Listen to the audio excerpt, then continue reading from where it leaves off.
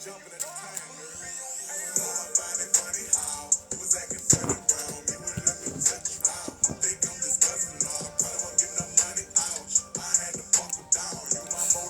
in. Kiss my biscuits. That's fantastic. That's fantastic. Welcome in, welcome in. How's everybody doing today? Welcome, welcome, welcome. We're just getting started. We're just getting started. Mary P, Miss Sherry, how's it going? Welcome in, welcome in.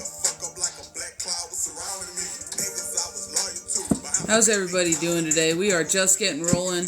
I had an early morning client, so we're a little bit late, but we here. Welcome in, welcome in. Welcome in, Jamie. How's it going? How's everybody doing today? Welcome in, Mary P. How's it going, dude? How's it going? We having fun yet? Oh, geez. What'd you do? What'd you take a tumble? I'm doing great, Mary. We're just kind of hanging out. Seeing what we can get into today. How about you? Yes, on some bullshit. We're just getting started, just getting people in here. If you're logging on, you haven't missed anything. We are fighting through the talk voids today. Welcome in, welcome in. We are just getting started. We're doing 12-12 today. The lists are open. We have Cash App and we have Venmo. So if you would like to have something felt into, we can do that. Or if you would just like a general, it's 12-12 today. Cash App, Venmo. If you donate, just make sure you come back in. You let us know that you donated so we don't miss you. Now, we're going to pop off with Collective just in a couple minutes here. See if we can't get some more people in the room. So if you are in here, please continue to tap that screen. Please share the live. It really does help keep us out on FYP. And it lets new people know we're doing things over here. Compensated walking from foot surgery. Pinched nerve in hip and groin. Feel like I'm being energetically whamped. Oh, good Lord. Thank you for the share. Oh, good Lord. Well, that sounds like a rough time. I know the feminines in general right now, a lot of the ones who are transmuters or transitioners or sit in the gray area, collectively, especially through the weekend and a little bit into yesterday and potentially today, 12:12 on the clock, they were being used as filters. A lot of the energies was filtering through the divine feminine, especially the sacral areas, for whatever reason. We were being used as big filters. So if you're a divine feminine and you felt energetically tired or just kind of like the last couple days, not surprised. Not surprised. Things are starting to pick up again, but they got to slow down before they ramp up again, and the slowdown is part of the filtering work that we're doing. I'm not really sure exactly why we're doing it quite yet, but it's just something about filtering out the densities, so we're just assisting, I guess, the collective as a whole, and that's okay too, That is okay too. No, I don't do free readings, Miss Tanya. My readings are discounted when I'm live, though, so it's only 12:12. As opposed to like a private full price thing.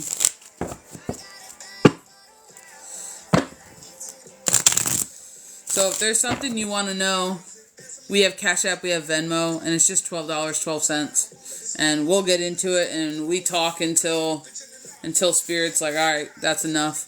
You know what I mean? Sometimes that's 15 minutes, sometimes that's 20, sometimes that's 40. It just depends on what they have to say.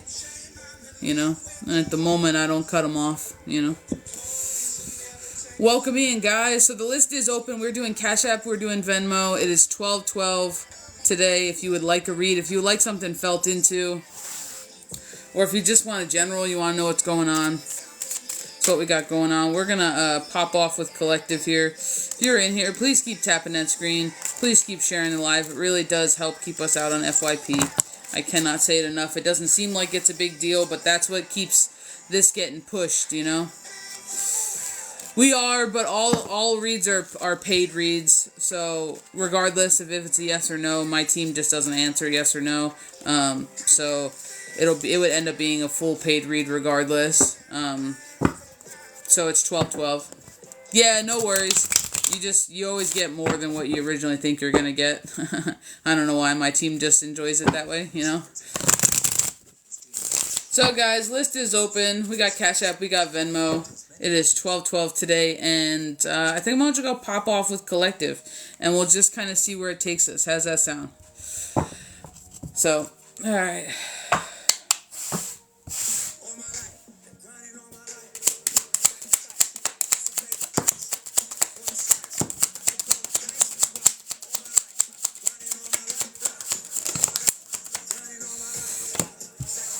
Oof.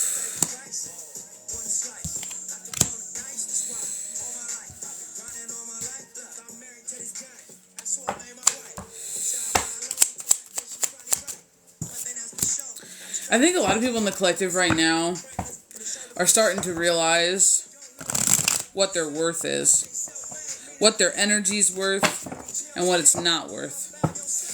And this self-discovery that a lot of the collective is on right now, this self-discovery of learning your power, learning your worth, learning what you're willing to put up with, and quite literally exactly what you're not going to do, has been able to usher you closer and closer to your divine pathway, has been able to usher you closer and closer to what vibrates and aligns with your soul. I feel like a lot of people are getting confused as to, well, I don't know what I'm supposed to do. I don't know how I'm supposed to get here. I don't know what's going on, and it has you feeling a little bit left out. You're not supposed to know it. It's a surprise. Like, you already know it, but because you're placing an expectation that it's this bigger thing than what it really is, chances are you're already doing what you're supposed to be doing. And they're just talking about how a lot of times you guys are struggling with the pause. The pause is purposeful. The pause is where you listen. But when you're a go-go-goer, the pause is super difficult. So when you're being called into doing a pause, doing a stillness, doing a rest, doing an assessment, and just listening, this is where you start creating your own problems. This is where you start creating your own issues. The stillness is a part of self-love. The stillness is necessary in transformation and rebirth. As we're talking, you can't make this up. As we're talking about transformation and rebirth, the rebirth card comes out, and they're just talking about somebody here really needing to focus more on self-love. What were we just talking about? Focus more on self. A lot of times we get moving too quickly and we miss things. And sometimes we just miss the little things, the breadcrumbs that are there and placed specifically just for us. Nothing is a coincidence, and I feel like this collective, at least in this room right now, is figuring that out. Nothing is a coincidence, and some things are an illusion. But I feel like we're starting to peer through that now as a collective. The veil, if there even is one, is getting very, very thin for most people, and they're just talking about how you're walking away from this state of confusion. You're walking away from this state of illusion and delusion as to where you're pretending as though you're smaller than you are. What a lot of people are starting to realize is that they control their reality, and people say it all the time. It's like an oversaid, overfed statement. But you're starting to fully understand it, and for some people, the heartbreak was necessary. For some people, the struggle was necessary. Like, you had to learn it a couple times. You had to have it happen a couple times before you walk away and you try something different. But this time, you're not being held back because you're not holding yourself back. The only thing that you have yet to release is some of your emotional burdens, some of your things that you are deeming an obligation, that you are placing stress, pressure, and demands on yourself that the universe is not. And this is just the way that you're standing in front of your new path. This is just the way that you're standing in your own way. And the pause and the stillness is there to allow you the ability to grab the awareness of just that very fact. When you give too much of yourself, without not even expecting, like without getting anything in return, your cups aren't filled. It's just leaving you empty. And this is what you're starting to bridge into. This is what you're really starting to figure out. I feel like some of you are being called to step up. And I mean step up for you. I'm not saying like public eye, ta-da! Like, no. I'm talking about stepping up for you. Standing up for yourself. This is part of that knowing your worth, and I really feel like this is speaking to the divine feminines right now. I really feel like they're asking you to back up what you have going on with action. The feminine's here to lead by example, and this is what you're being called to do. Balance yourself, lead by example. This is what triggers your rebirth. Knowing something isn't enough anymore, is what Spirit's saying. Knowing something isn't enough anymore. It's putting the power with the movement and putting it into action. This is what triggers your shift. This is what triggers your rebirth. This is also your growth, though. What's the point of being connected if you do nothing with it?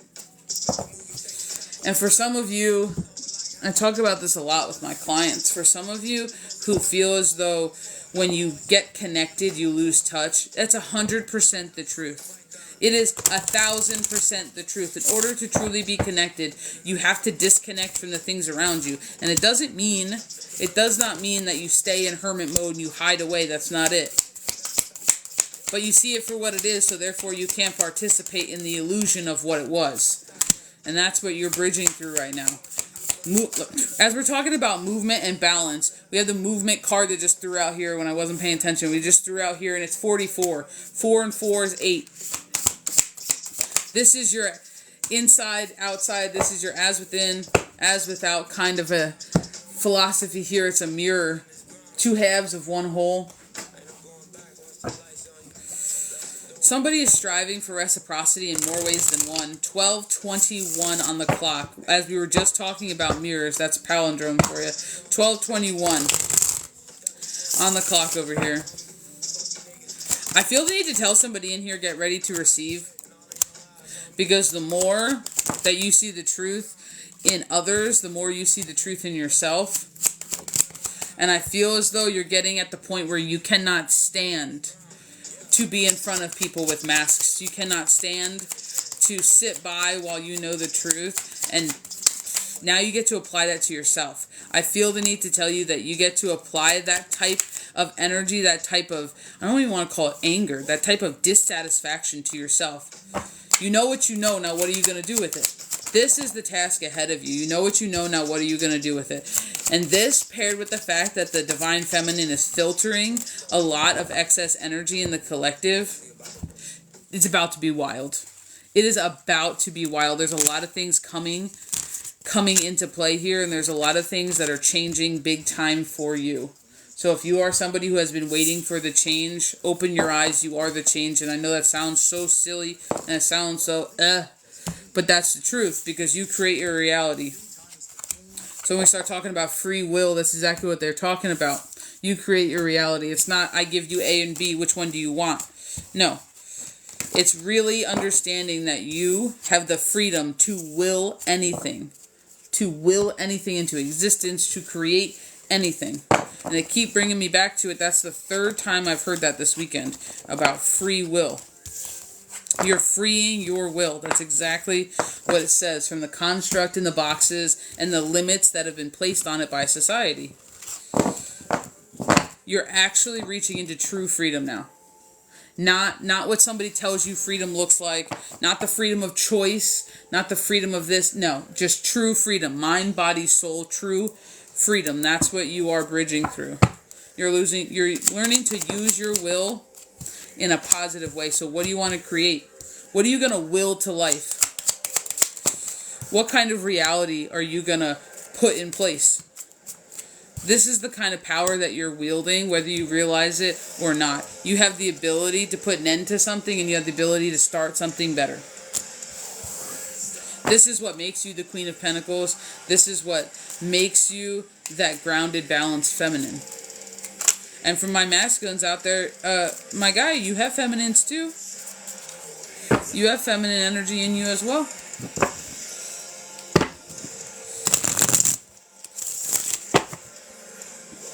Welcome in, guys.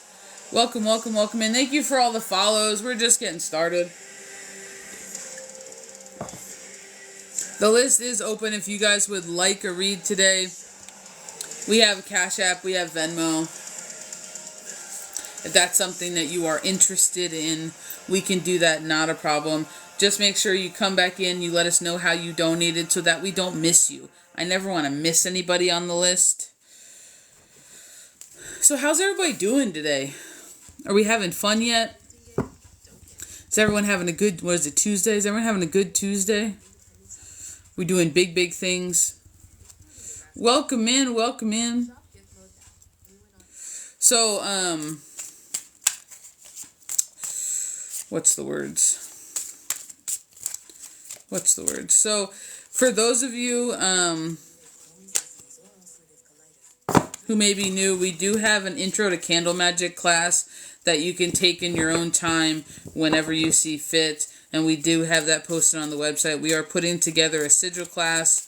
And I will then, after sigil is posted, I will be working on a cord cutting class. And not for candle magic, just energetically cord cutting. I know that's something that a lot of people wanted to get into, so that will be coming eventually. We're also working on an herbal class and a lot of those other things. Excuse me. So just be on the lookout for all of that. Make sure you're checking back on the website, you know, periodically to look for new things, because we do post there quite a lot. And there will be quite a lot of new happenings happening. I guess that's the way to say it. New happenings happening.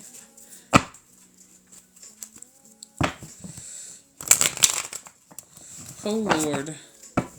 This is just kind of one of them energies today, isn't it?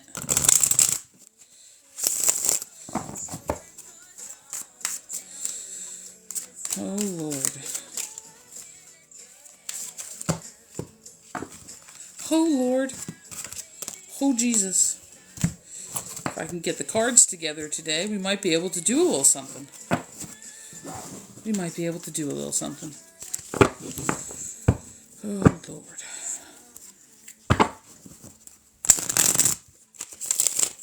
So I'm still trying to figure out Instagram. I don't know if Instagram works like TikTok, where you can be like shadow banned, but we're still trying to figure out the Instagram algorithm. So, we're also on YouTube. If you guys ever want to rewatch live videos, or you want a meditation playlist, or you want to see everybody's videos posted in one spot, YouTube's probably your best bet. We usually post everything cross-platform on YouTube, regardless of where we're at. Thomasina! Oh, hell. Welcome in, welcome in. Welcome in.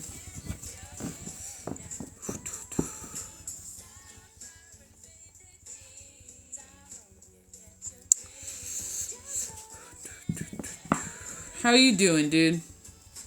You having fun yet?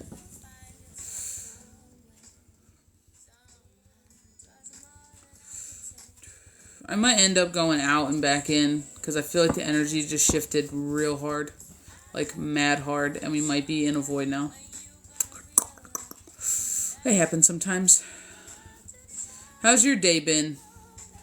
You having a good day, Miss Thomasina?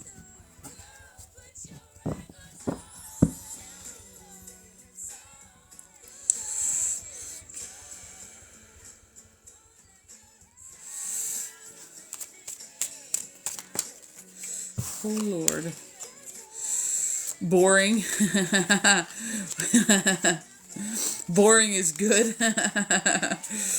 Well, I think you're the first to ever say boring is good, but I understand the no news is good news, especially when you got a lot going on, you know what I mean? Sometimes the quiet, it's so funny for that, because the collective was all just talking about how the pause is here and the quiet is necessary and the stillness is occurring, and then right after that, like, the energy just like crashed. So that's fantastic. And then you pop in here saying you bored. That's fantastic. If that's not confirmations, then like I don't know what is. If that's not some major confirmations, then I don't know what is. Oh, Lord. Hey, it is what it is. I know we're a little bit on the late side, but we're still trying to do all the things.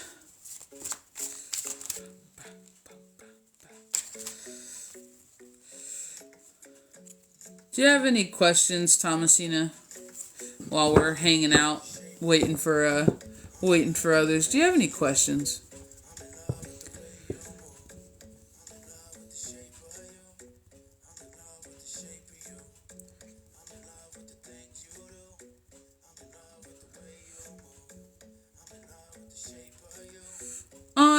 Thank you, David. Thank you so much for the gift.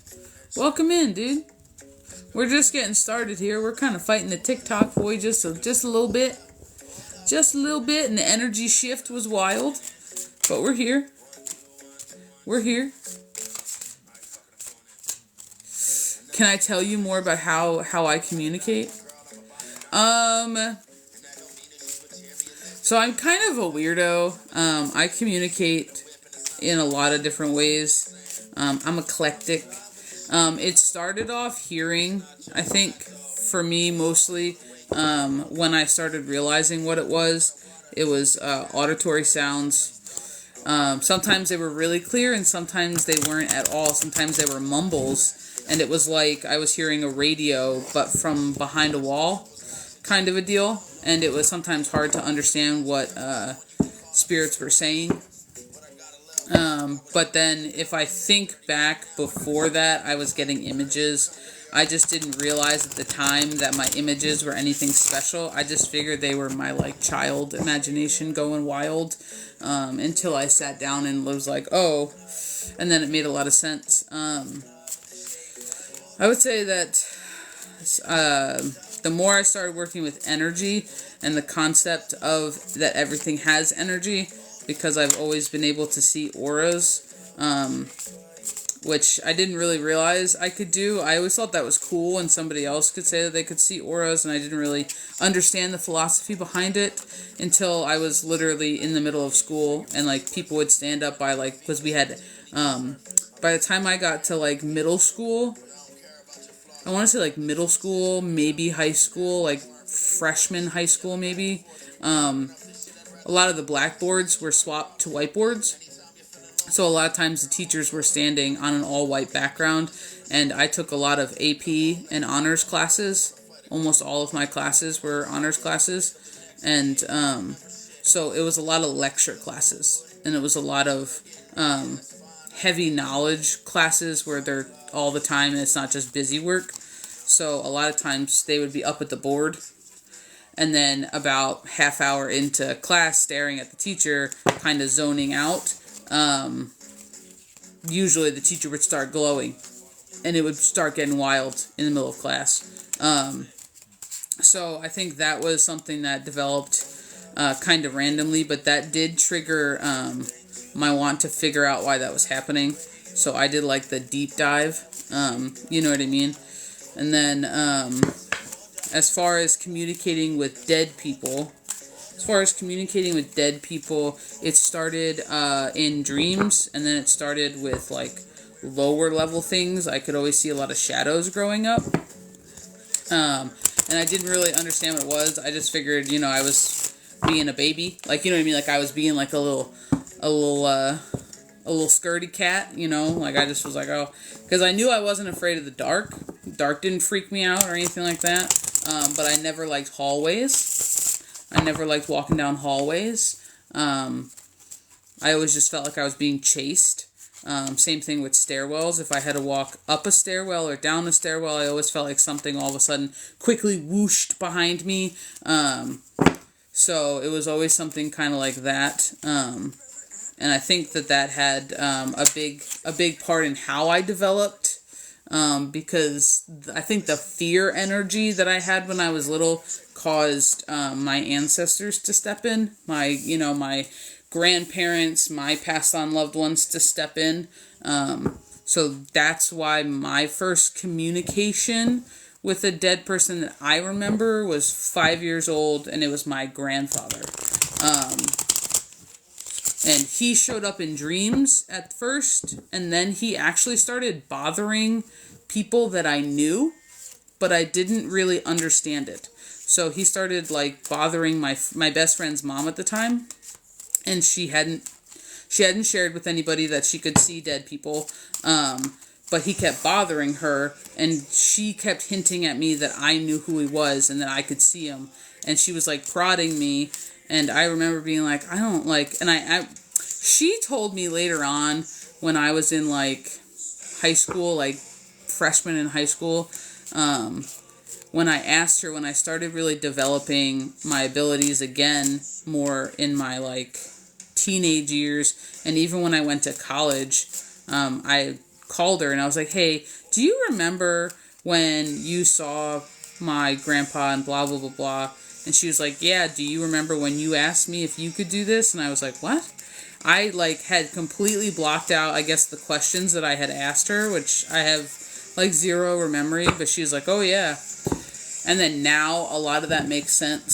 So I think a lot of the things that kind of made my communication happen the way that it did was, I think it started off with my fear as a child, bringing in my dead family, my dead relatives.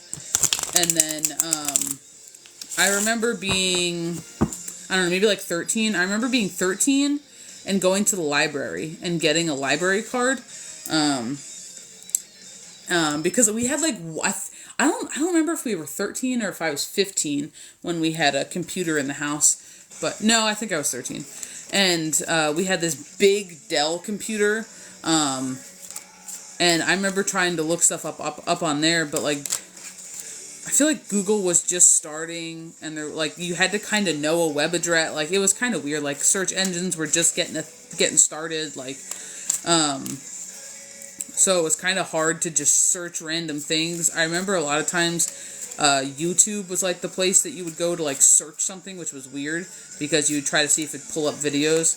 So I tried to do a search for spirituality at 13. Growing up in a Catholic family, I tried to search for like mediumship things and ended up having to go to the library in order to find books. So I was the person who got Chip Coffey's audiobook about mediumship. He was one of my favorites growing up because he was on a couple TV shows that we got from the cable. So I was able to watch him do his thing. And I would try to like catch it after school at like, I don't know, I think it was like 4:30. They would like come on. I think it was the A&E channel, and it would like come on, you know. And it ended up being, I watched that. I watched who's the other one? Not James Van Praagh. I never really vibed with any of his stuff. But the other guy with John Edwards. I did John Edwards. I listened to his audiobooks, and that's where I started actually delving into like meditation, not mediumship. That's where I started delving into meditation, because he and Chip Coffey in their books both talked about an on-off switch. An on-off switch to your abilities, and that was the first time that I had heard that, and I remember being like, I want to give it a shot. Me being weird and a child was like, I must be turned off, so let me turn it on. That was the wildest year of my life.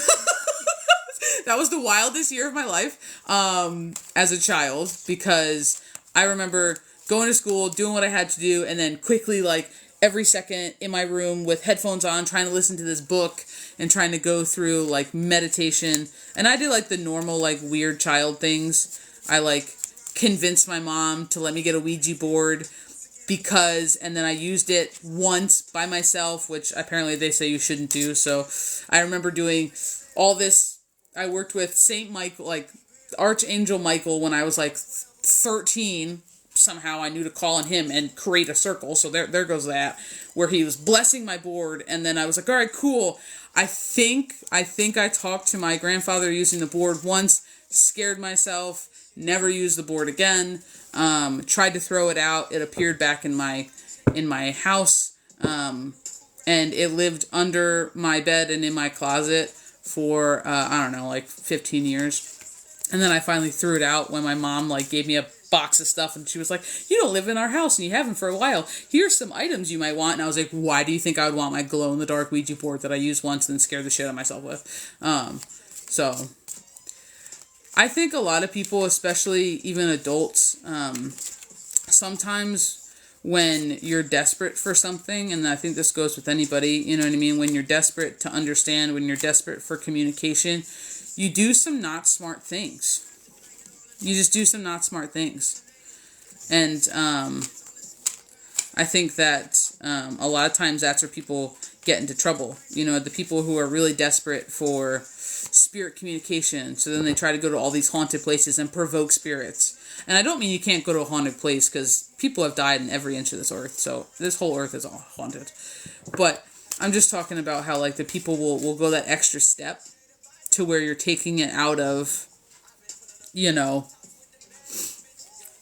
where you're taking it out of just coincidental things that you can experience, and you're almost provoking things out of desperation to where it can, you know, not always work out in your favor.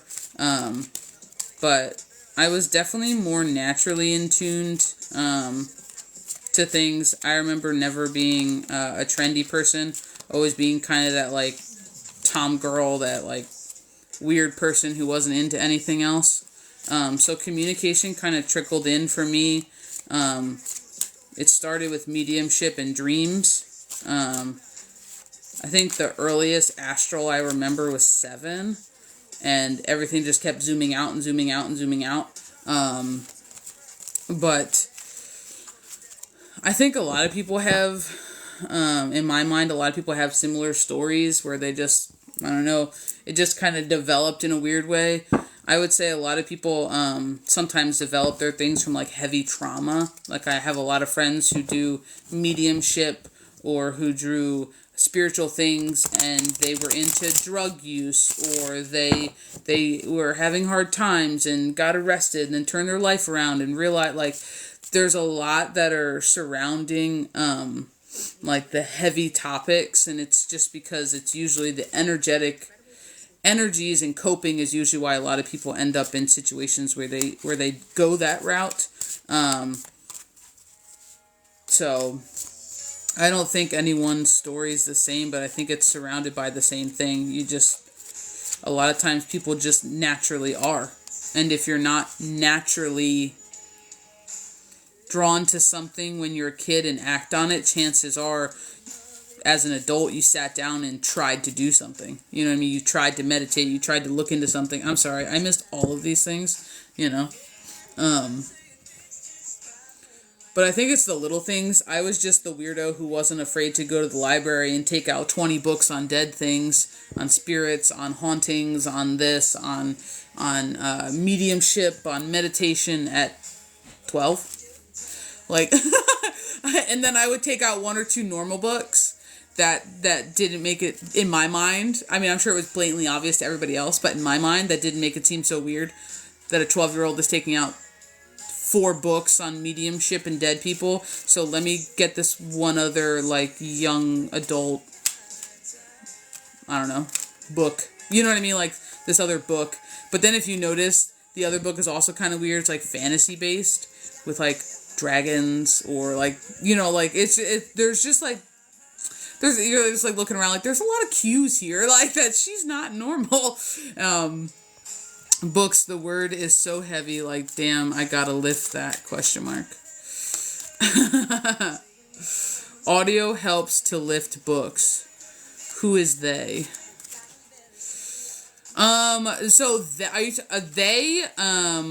Usually when I say they, it's usually my team, my guides, my ancestors. Usually the they is all encompassing. If you got the sight, the dust in the air becomes Ouija board. Yeah. You don't end, like, everything's a tool. Like, you don't need these cards. You don't need crystals. Like, you don't need anything, to be honest. But, the humanness of you is usually what picks up on the tools and find resonance in them. Sometimes if you've used the tools, a certain tool in a past life, and it comes more innate to you because you practiced it many lifetimes, you may naturally gravitate towards it. I usually try to tell people to start with the things that they naturally gravitate towards, and then branch off into things that don't come as natural to them, because you want to build your confidence first. So let's go what you're drawn to and what seems easy. And then if you really want to have fun and challenge yourself, like, you can use this quote unquote lifetime to work on something that doesn't come as natural, you know? It's the dissociation. Once you tune out heavy stuff, the subtle stuff gets loud. Yeah, it's not even like the dissociation. It's like, it's the idea that in order to be connected, you have to lose touch with the distractions of the world. And that could be pop culture, that could be celebrities, that could be the drama from work, that could be a lot of things. That could be people stuck in their cycles. You know what I mean? You know?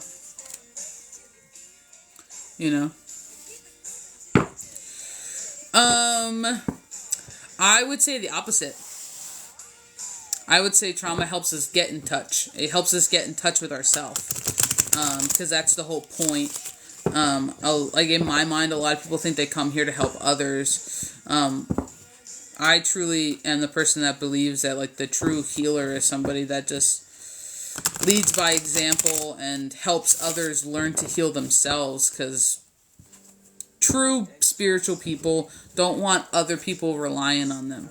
They want to empower the person to know that they can do it themselves. To know that, you know, that they have it all along. It's just rewiring and relearning the shit you were taught. You know what I mean? Because if, I'm going to be honest, if the whole world knew that they could create their own reality and honestly not question it and just did it, I mean, there would be no stopping anybody. You know what I mean? Like, ever. Like, ever. Sky's the limit there. But, I don't know.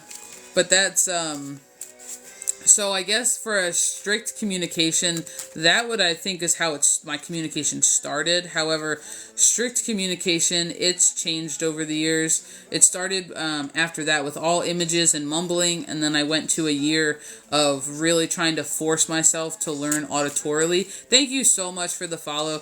I really challenged myself to learn auditorily, and you got to understand, a lot of what I do is 100% self-taught. Thank you for the follow. A lot of what I do is 100% self-taught. It's not, I had a mentor, but we didn't really go over that stuff. We did more shadow worky stuff.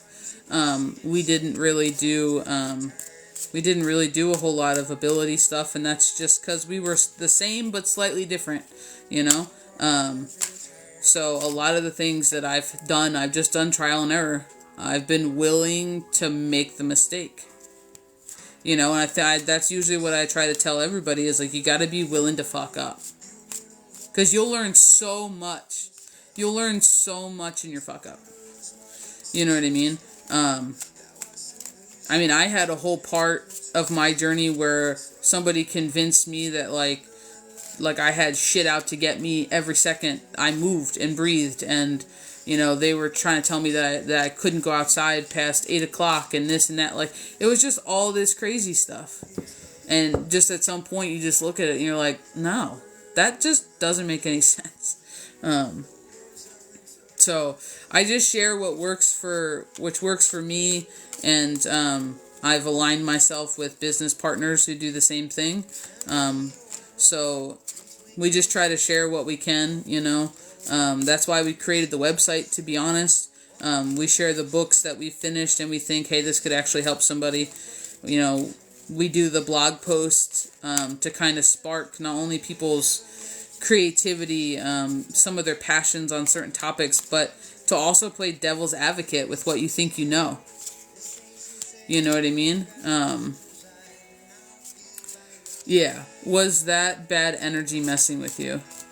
I mean, don't get me wrong. Lower level energy exists. Demons, because they have been constructed by the collective, exist. They're actually there. They do, but not everything that is present is out to get you. And I think that's where the separating the yourself from the delusion, because the thing is, like everybody's ego in some way, shape, or form wants to feel like they're important and wants to feel like they're the chosen one here to do all these crazy things. And that's fantastic. And you can have a lot of importance for your purpose, 100%. But you're more than your ego, and your ego is only a part of the story. Your ego is only part of what you're here to do. So, battling lower level stuff, yeah, sure. But I work personally with a lot of transitioner energies. Hey, Miss Z. I work with a lot of Thank you for the follow, and thank you for the share. I work with a lot of transitioner energy. So, a lot of the things that I naturally work with, and I've never called anything in ever in my space. They've all just appeared. So, take that for whatever you will. But they sit in the gray area. So because they work with life, death, transformation, that also means that I work with upper and lower level energies. And I don't mean like petitioning things to do no, gross. I just mean that something can be lower level, but it doesn't mean it's out to get me. It just means it exists. That's the duality of things. You know what I mean? That's the duality of things. Its presence is there because without one, you would never know the level of the other. You know what I mean? So it's there.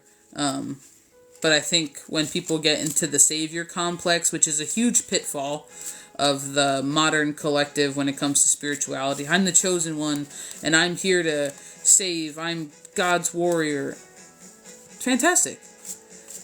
But you also have a central focus that is focused on you. You also have an inward focus, A lot of things that are lower level, a lot of them aren't really after you. You may just pick up on them. Now, there are things that, will kind of test you, but usually if you stick your guns, they usually leave because they don't want the fight when there's something easier. You know what I mean? Easier around to deal with. So we usually typically tell people like you'll be tested, you know what I mean, to just harden your strength, but you'll get to a certain level where because and this is like an unpopular opinion, so take or leave whatever I'm saying, you know what I mean. Unpopular opinion though, if I am the creator, like this is where we start playing devil's advocate with ourselves. If I'm the creator of my own reality, and what I say is in my reality, what I believe, regardless of what it is truth to me through my lenses, through my perspective. What if I said that there was nothing ever out to get me? Therefore, I would have no battles to be fought. So why do I perpetuate a struggle?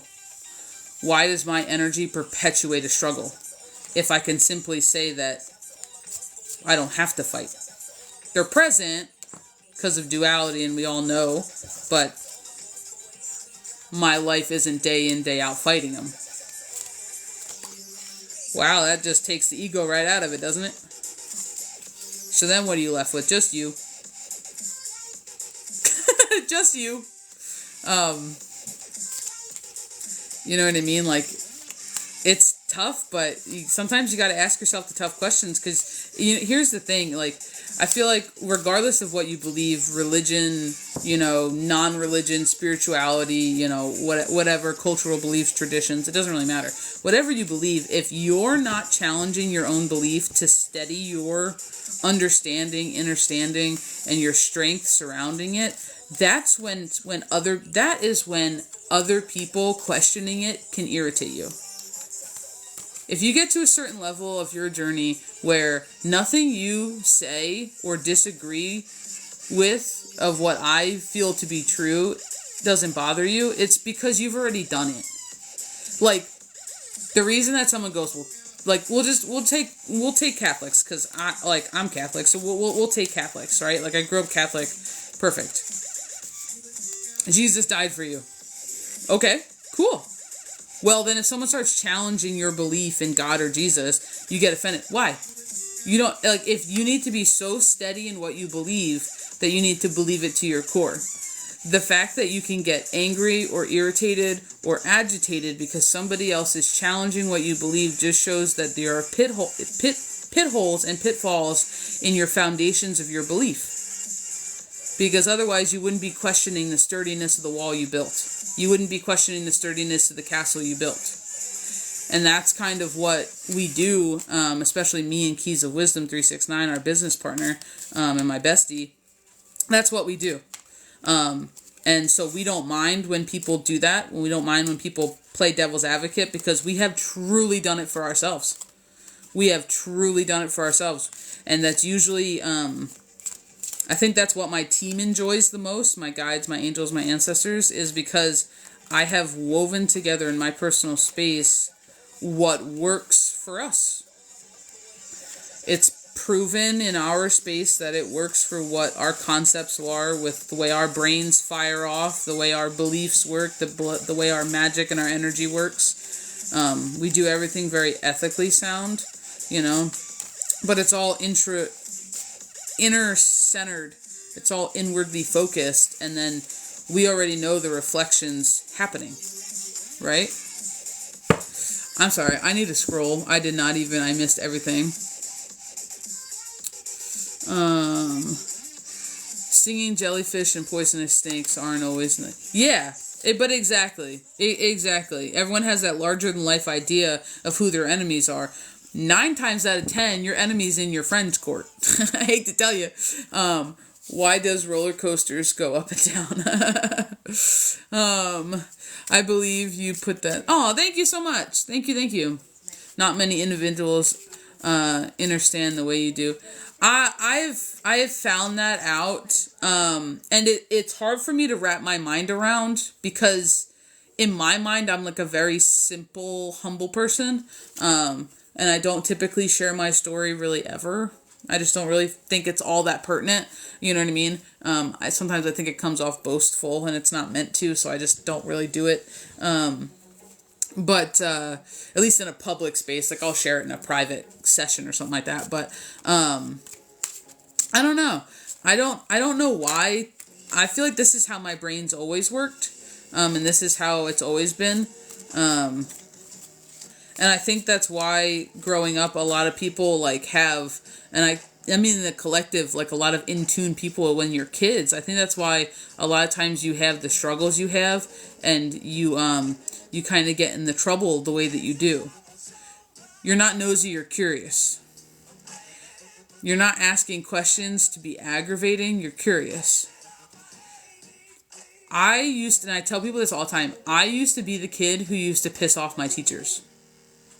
Because they would explain something and I'd be like, what? Hold on, because you just said that, and I would be putting things together from different lessons and smashing them all together, and I'd be like, wait a minute, but if you said, then wouldn't that, and then that would get people angry, because I'm trying to look at the whole picture, and put things together, and, not every time was I right, God no, but a lot of times it was shunned because it wasn't an easy answer that could be and sometimes it didn't have an answer, so that would irritate whoever was teaching because they couldn't answer my question. So, if you ever feel like you aggravate people for breathing, welcome to the club. And that's a different kind of level of light. Because I work with a lot of people who feel like they can just be minding their business and somebody across the room will walk over and be irritated by their presence and their existence. That's your energy. That's your light. That is 1,000% your energy and your light irritating those who are not at your level. You're there for a purpose. I tell people, if you get called to walk in someplace and you do it and you listen and you just have a gut feeling about something, and then weird shit pops off and all of a sudden you're like, what in the world? Why did I do that? Just know it's for a reason. That person was meant to bump into you. Your light was needed in that area. There's a reason for it. I don't get angry when others disagree. Yeah, because there's no point. You know what I mean? There's no point. It's okay. We can have our different opinions. You cannot agree with me. You don't have to. And I even tell my clients the same thing. I'm going to tell you what works for me, but you don't have to believe what I believe, you know what I mean? You don't have to see it from my perspective, but if you're willing to give it a shot, it may help. You know what I mean? That's why I tell people, like, it may help you or it might not. You know, I always tell people, like, you should be bouncing back anything anybody says, me, other spiritual people, non-spiritual people. You can learn from everybody, and that's where it gets that into, for me, that philosophy of, like, we're always the student and sometimes the teacher. Regardless of who you are talking to, whether you view yourself as a teacher and they're your student, it doesn't really matter. Like, I've learned a lot from nature, more than structured classes or structured lessons. So I've learned a lot from energies. I've learned a lot from past dead people. You know what I mean? Like, it just, a lot of times it's our definition of things that gives us limits. One of the biggest things that I think that we try to instill in people is that you're actually limitless. So if you drop the labels and you drop a lot of the mainstream constructs, that's where you're going to find your freedom. The box is what's stuffy. The box is what's confining. You know what I mean? How did you identify your guides? So I did a meditation, when I was 13. And I saw both of my guides. They showed themselves to me at that time. And, I realized later that a lot of what I was interested in growing up in grade school had directly to do with my guides. I didn't realize it. And even now when my mother was clearing out, like, the closet that moms keep all their children's school, like, papers and projects in, that, like, file folder of goodies. Well, she was cleaning that out in the attic or something like that, and she gave me a box full of it. And a lot of the project topics that I chose directly correlates to what I'm doing right now. Down to picking several projects about the sun, about native culture, about, like, we had a 7 wonders of the world, and, you know, you had to pick your own wonder. I picked a new wonder, and I was like, oh, that makes a lot of sense now. Like, it was like a whole, like, just all the little things that you don't think are anything until you look back with new lenses, and you're like, oh shit, those were all breadcrumbs. Oh my god, there's no coincidences. Like, that's when you get to the level of, like, oh god. Yeah, you have to be, Wendy. I can be in light and dark. You have to be. You have to be. We are both in form. We are both. And when you get to a certain level, a lot of people will realize that they had, not everybody, but some people will realize that they had lifetimes where they weren't of love and light. You know, they weren't on the good side. I call it the good side of things. They weren't on the good side of things. You know what I mean?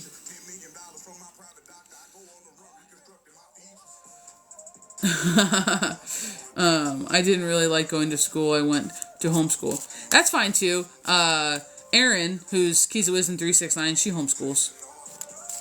I don't think it matters. To be honest, I like public school for the diversity of people, but nowadays, I don't know. I think it depends on whatever's best for you, depending on where you live, because some of them public schools are wild. My energy upsets some people, and it truly doesn't bother me. Thank you so much for the follow. Yeah, it gets kind of wild. Thank you for all the roses. I'm so sorry I missed them. Yeah. I've been seeing ghosts and hearing them since I was 6. Yeah, you know, it's just kind of weird, because even growing up and seeing and feeling, I still didn't think I had abilities. Like, I know that sounds weird, because when you hear the story, you're like, oh, that makes sense. No, I still thought that I was missing it. Like, I still thought that I didn't have abilities. Like, I don't know why, but in my little kid brain, I guess, like, I was like, man, it'd be really cool to do this, but I can't do it. And I think that that's just what made me, like, have to go,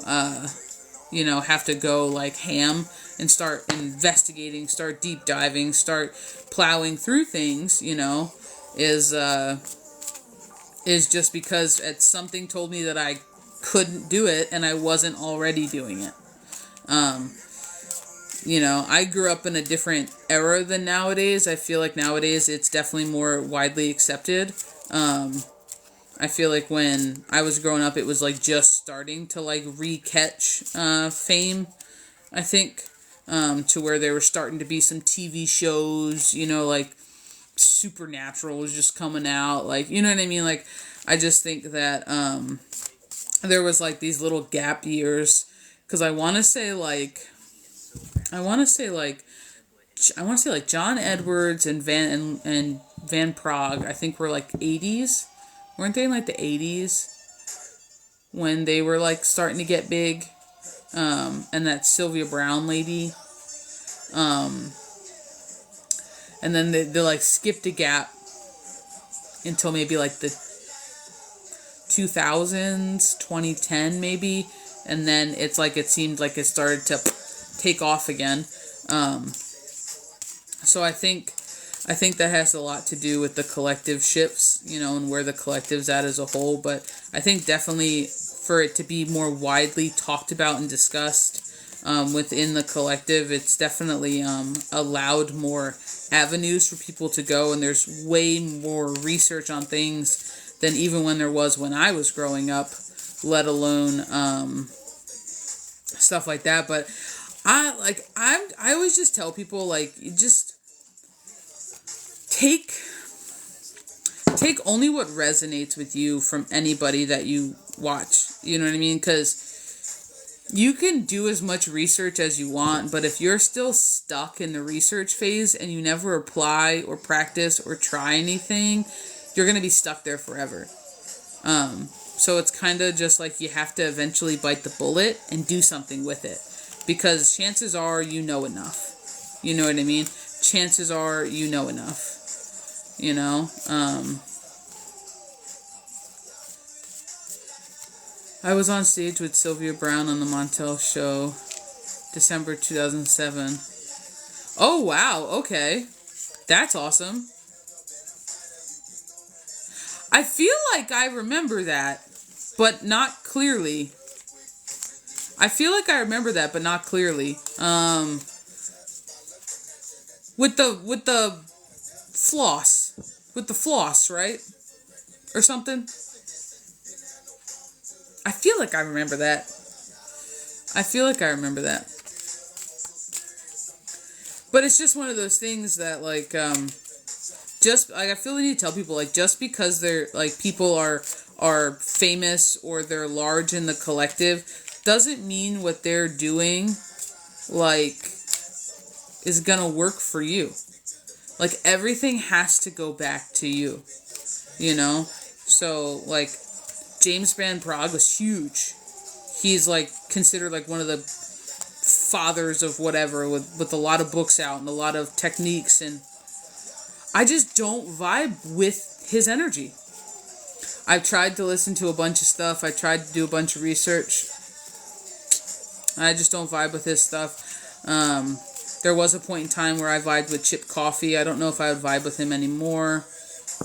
There was a point in time when I did not vibe with that Daryl guy. He's like bald. I don't know. You see him on this app a lot. He's like bald.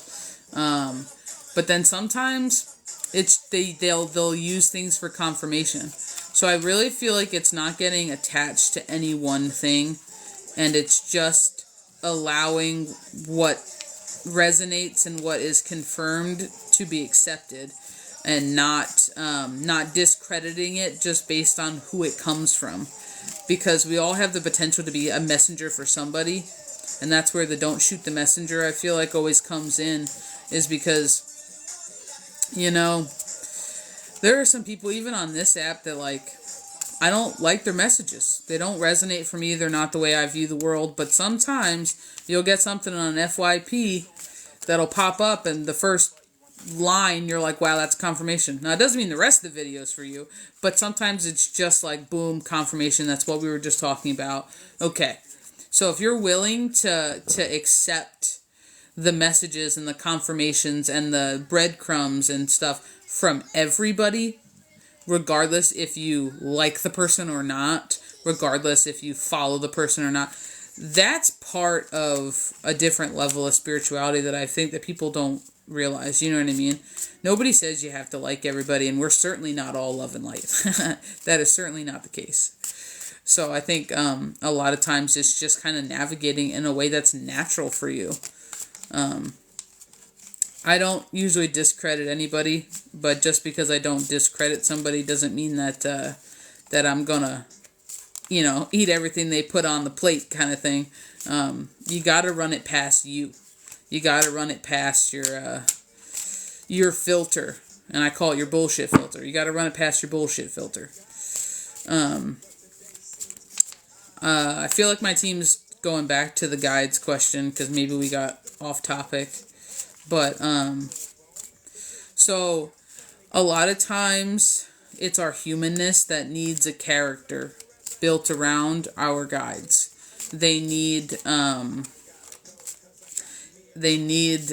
image, they need a backstory, they need a physical representation in one way, shape, or form. And from talking to my guides, other people's guides, and working and just my own personal experiences, a lot of times, because your guides don't have a vessel, they aren't limited to one energy in the way of how they present themselves. So that's why I always tell people, I'll never tell you what your guides look like. I can confirm a lot for you, and yes, they do show me themselves, so it's not that I can't see your guides. But just because they're showing themselves to me in one way, they might not be showing themselves to you in a certain way, because they're using my energy to talk with me. They're using my brain to talk with me. They're using what I already know, my knowledge, my wisdom, my whatever, in order to communicate with me, right? The things that are already present. Well, if we don't have the exact same energy, doesn't mean we're going to get the exact same answer. They might show me a more raw image, a scarier image, because it won't bother me. But if you're just getting developed, a lot of times they'll show you a not creepy image. It happens, but your guides aren't limited to the character you build around them.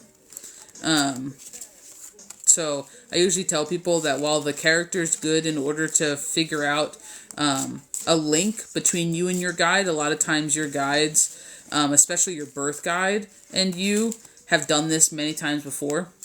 A lot of times,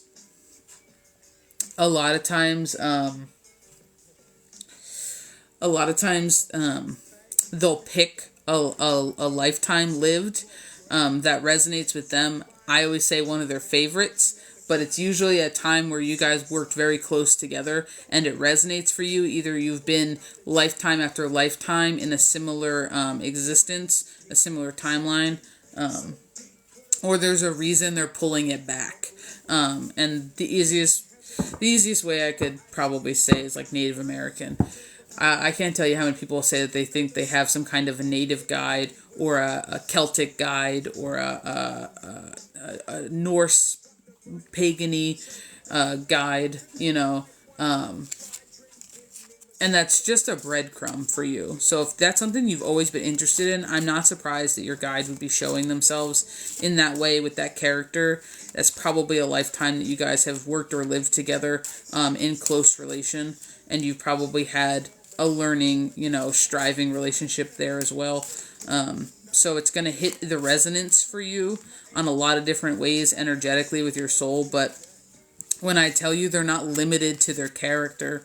So, because they're not limited in the vessel anymore from that era or that time or that image or that construct of a culture, they can do much more things. So, especially because they're the closest thing to source, because they're in spirit and we're physical right now.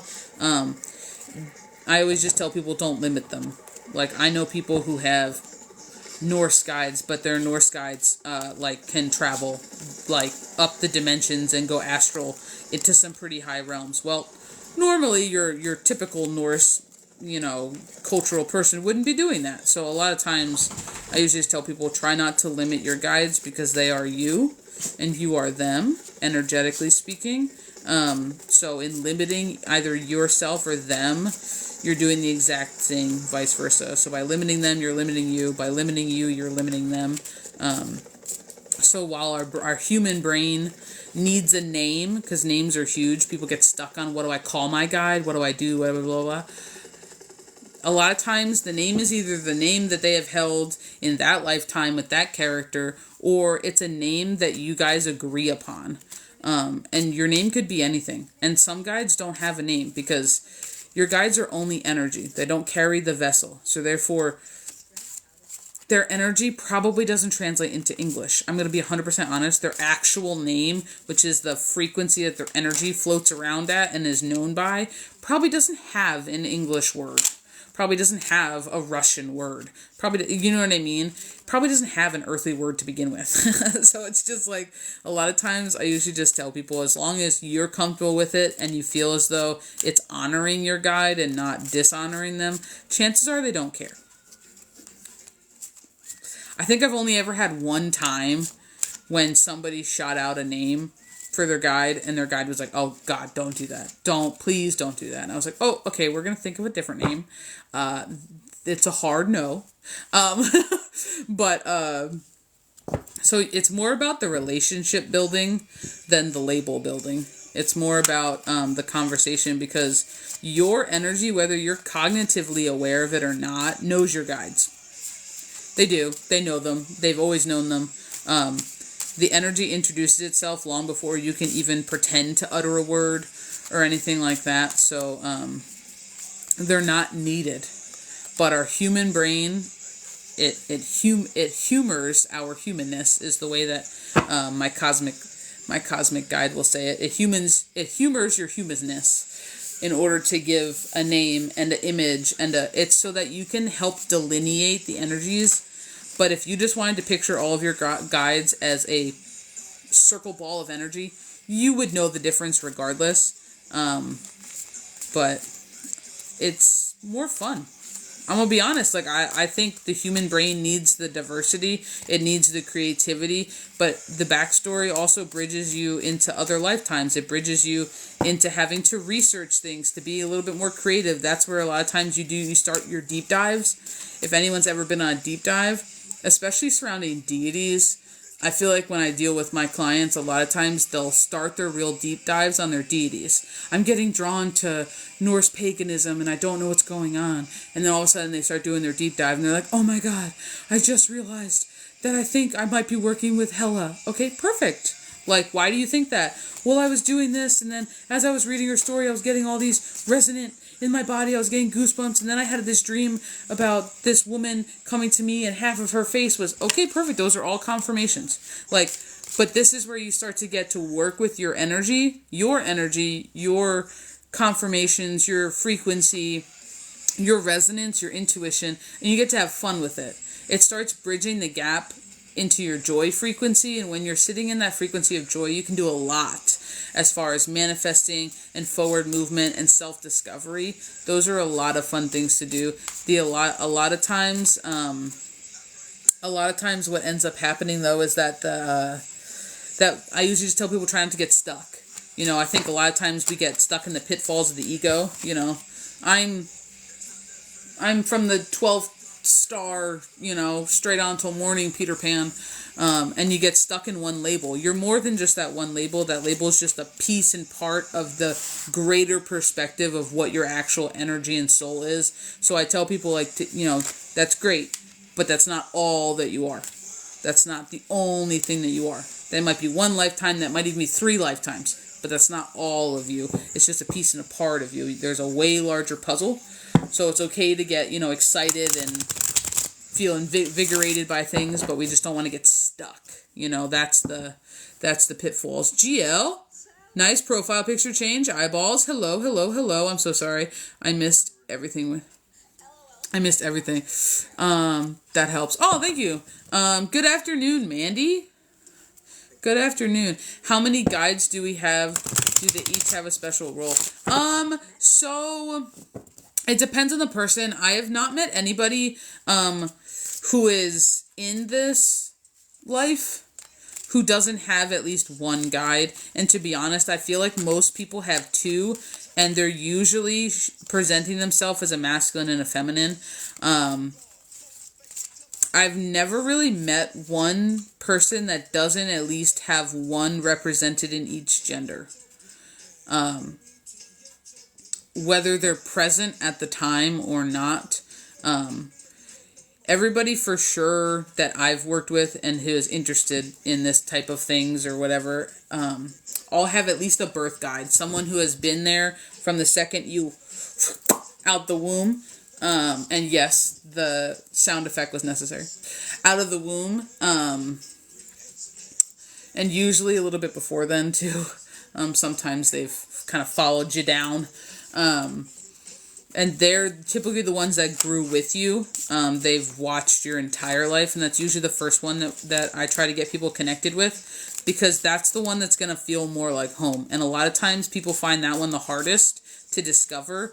And it's truly because you and this energy have been together the whole time, that a lot of times differentiating your energy between this guide's energy is difficult for beginners. Because they're so familiar, you don't realize it's not your energy. That's the way I want to say it. You don't realize it's there. And that's what I tell a lot of people, especially my family, because I am able to do mediumship. A lot of times people want to hear from our family. My personal family is the hardest for me to talk to, for me to read personally. It's not that way for everybody, but it's because a lot of my family is always around. So if they're around my energy a lot, and I feel them often, and they come and go, and they're peeping and they're creeping, they usually have to make their presence known to me in a bigger way, because I just assume that they're there. Like, the energy feels so similar because they're never leave my space. Like, I usually tell a lot of people that that's what you're going to meet when you first see your guides. They're going to have to put a lot of energy forward in order to kind of break their energy free a little bit from you and delineate it in a way. And then the best thing that you can do is just not discredit what you get, regardless of what it is. And chances are it's, oh my God, I always thought that he was like this, or I always thought that she was like this. 100%. Or if they hear their voice for the first time, a lot of people don't realize that their birth guide is probably one of the voices already chit-chatting in their head. It's just in a different location. So a lot of times I try to tell people, like a simple exercise is to try to locate your inner voice. And you can do it by questions. So if you just come up with the story, or ask yourself a question, 2 + 2 is, and then say 4 in your head. Locate where in your head your voice is at. Your inner voice can never whisper, and it can never shout. Try to scream in your head. You can't. It is always at one level. It's always at one volume. You can't whisper either. So if you have a really loud voice and a really whispery voice, it's not you. It's not you. Now, energies have the ability to use different voices. They can use a voice that sounds like you. They can use masculine, feminine voices, deeper, higher pitched voices. But the easiest way is to usually locate where your actual inner voice is coming from, your inner monologue, and then anything that's not your inner monologue isn't you. So then you get to go down where is it coming from, Sometimes if people are really disconnected from their shadow or their, aspects of self, which is why I'm a big proponent of the awareness that shadow work brings and the bridging together of spaces energetically for people. Because a lot of people who are auditory and have a lot of inner monologue, a lot of times you rationalize so much that you don't feel things. You're disconnected and you think through things more than you feel through things. So a lot of times what we have to do is we have to bridge the two. And shadow work is a big part of that, because usually the split occurred for a reason in your past. So you became disconnected because of something. And that's usually what ends up helping. But it also clears up stagnant energetic pathways. So it just allows your energy to flow throughout the body more freely. And when energy is not meeting roadblocks or, slow down and it's allowed to move as quickly as it needs to, especially subtle energy, that's when your intuition gets dialed up to level 12, that's when you don't realize just how in tune you've always been, but you've just like deafened it out. And that's usually kind of what we try to do, is to do it in a way that's conducive for each like individual person.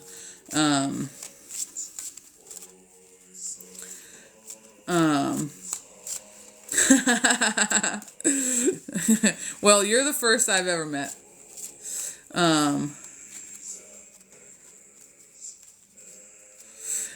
You're gonna be heavy in other clairs then.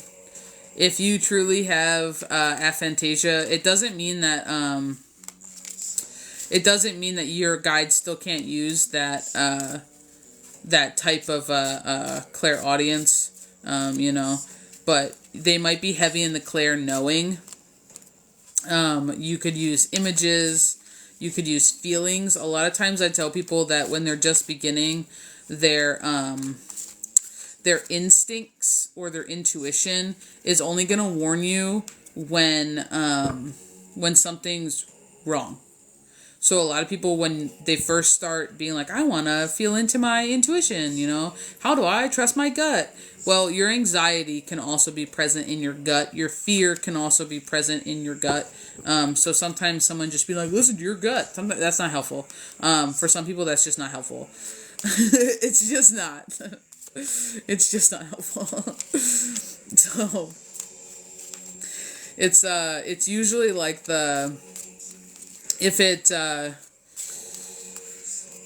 usually it ends up becoming to where sometimes, especially in the beginning, you'll only get pinged when something's a red flag with your intuition, right?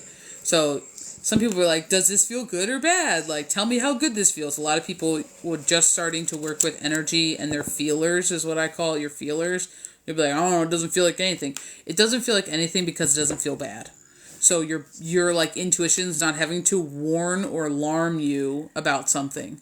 And that usually shifts the more you fine tune it, and that usually comes with cleaning up the energy pathways, because then you get information both ways. Because a lot of the stops for information are, one, we're just not listening. We're not actually paying attention. And then it's just like on top of it, it's like, besides us being too loud, the energy is not allowed to travel freely, so it has to bust through the barricades that you've put up for one reason or another in order to alarm you, that they're storming the tower, kind of thing. That takes a lot of energy. You know what I mean? And because we kind of, sometimes the people who are the most disconnected have a more negative outlook or view the world in what I call a rational light, where you're getting kicked in the pants just as much as you're getting high-fived kind of deal. Usually we pick up on the negative before we pick up on the positive, because we're already looking to be like proven wrong. We're already looking for the shoe to drop and all these other things. Do I have I do have strong feelings, just learning to recognize them. Yeah. Because, I always tell people you're not your thoughts and you're not your feelings. Those are just products of the way that your physical body is responding to the energy. 100%, So a lot of times there's a whole lot more to you. And when you think about thoughts are the product of your energy coming into contact with other energy. And it usually is a triggered response. It's a trigger that occurs when that meeting happens. So that could be someone's outside energy triggering a thought, and that thought could be posted in the present, the past, or the future. And the past is usually anxiety, and the future is usually worry. So if something's happening right now, someone coming over here, popping off, and then I get anxiety because I'm like, last time they popped off, this happened. Yeah, last time they popped off in the past. So I'm pulling my past into the future, and I'm dropping it into the present, and I'm dropping it in my lap. And then the same situation happens, and you're like, oh God, now I'm just worried. Well, now you're worried about the future based on what just happened. Like, you know what I mean? Based on what just happened. So, So now you're not only pulling the past into the present, but then you're projecting an outcome onto the future. So a lot of times if we can eliminate those two and just have people sitting just in the present, in a neutral zone that I call the gray area, it's usually more beneficial to development, especially with abilities and the clairs and your sentient feelers, than anything else.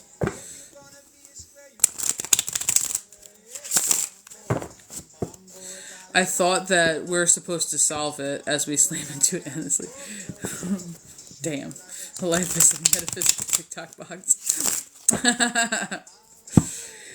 Well, if you really go around the concept that it's endless, right? Oh, I'm sorry. Miss LeighAnn, did you send in? I'm sorry, honey.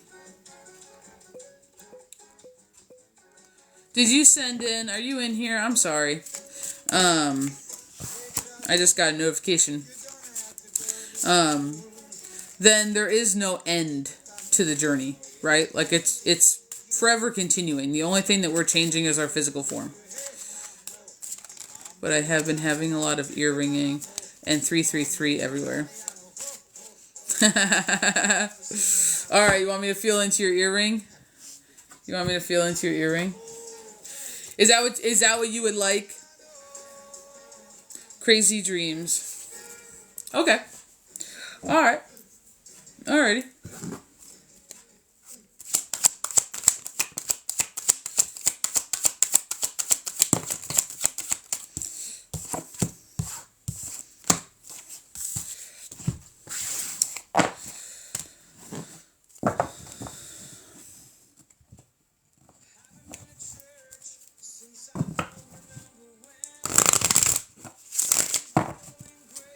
I'm sorry, I'm just listening. You know how this goes.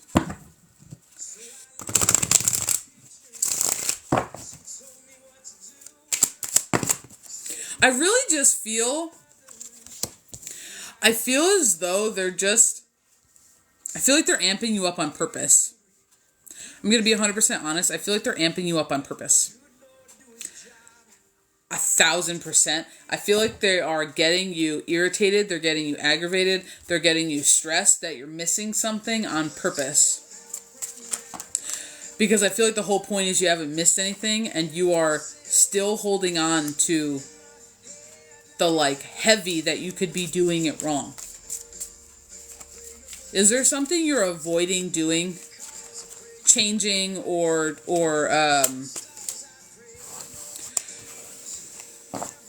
coming to terms with something? Because I really feel as though the whole point was to show you yourself. And I really do feel like this has to go back to control. I really feel like this goes back to control for you.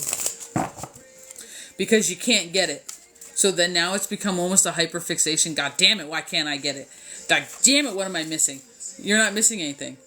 I feel as though the 333 wasn't supposed to be a movement sign. I think it was just supposed to be to let you know you're doing it.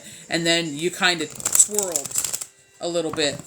It's feeling kind of swirly. It's feeling kind of stressed. I want to say your dreams have been crazy, but I feel as though your mind is restless. Like, that's like what I want to say. I want to say you're restless. Almost like overstimulation is the way that I want to say it. Almost like overstimulation. Because I'm already burping off your energy. Hot damn, girl. It's just you. Stress, confusion. Stress, confusion. It's all stuck in yourself. It's almost like you wanna it's almost like there needs to be an answer. Like, you want the answer right now. Hurry up. I need the answer right now. I'm missing it.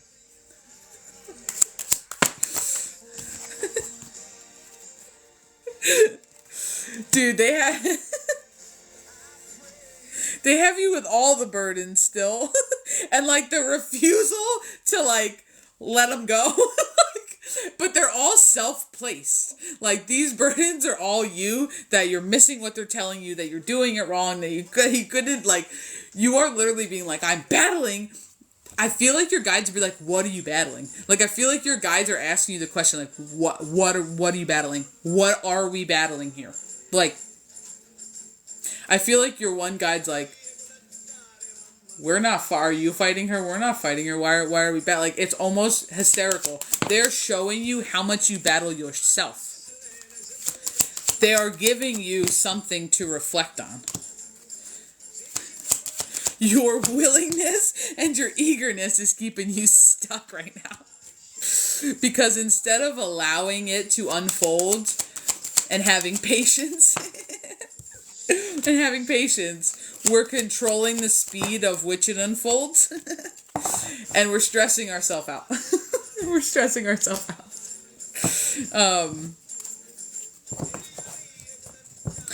I feel like your one guide is saying that you're not going to get the full picture. Like, I feel as though they're alluding to the fact that you're not going to get the full picture. Like, I feel as though it's like, they're only giving you breadcrumbs right now. And I feel like it's to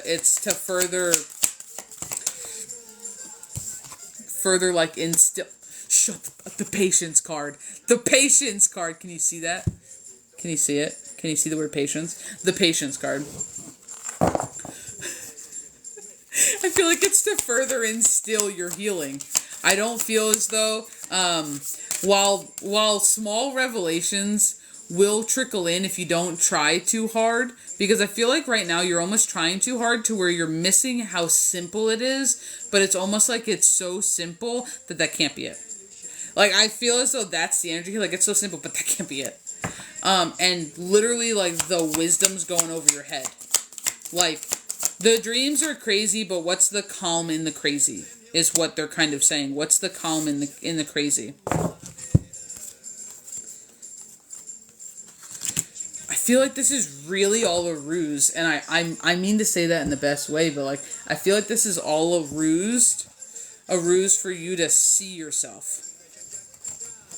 I feel like they're showing you your wind up. I feel like they're showing you yourself. I feel as though they're showing you what you need. Right now, you're bridging through a rebirth. I really do feel like you have a couple options here. 1,000%. I feel as though they're asking you to trust what you get and to quit questioning it. So, I'm gonna be honest. I feel like you're stuck on what the number 333 means. This is what it feels like. It feels like you're stuck with what 333 means. What the does that mean when it shows up? I'm gonna be honest. You can look it up. You can look up 333 angel number if you really want to. But I feel like your guide's like, nah, that's not it. Because it's not being placed. It's not being placed as a generic meaning. It's being placed to get your attention. It's being placed to prod your awareness. And it's being placed as time. He's using the word timely. As timely confirmations. What are you doing when 333 pops up? What are you thinking about when 333 enters in? Like, he's using it more to me, if I'm going to be honest, as connection. 3, mind, body, spirit. 3 3s, 9, completion. It's striking me more as purpose and less as quick run to Google. You know what I mean? Now, look it up. It's not going to hurt you to look it up. Read what the generic 333 number means, but it's really striking me as bigger, you know? It's really striking me as bigger than that. Look at you. Look at you. Fooling yourself with that sacred trickster. Look at you. Fooling yourself with that sacred trickster. I feel the need.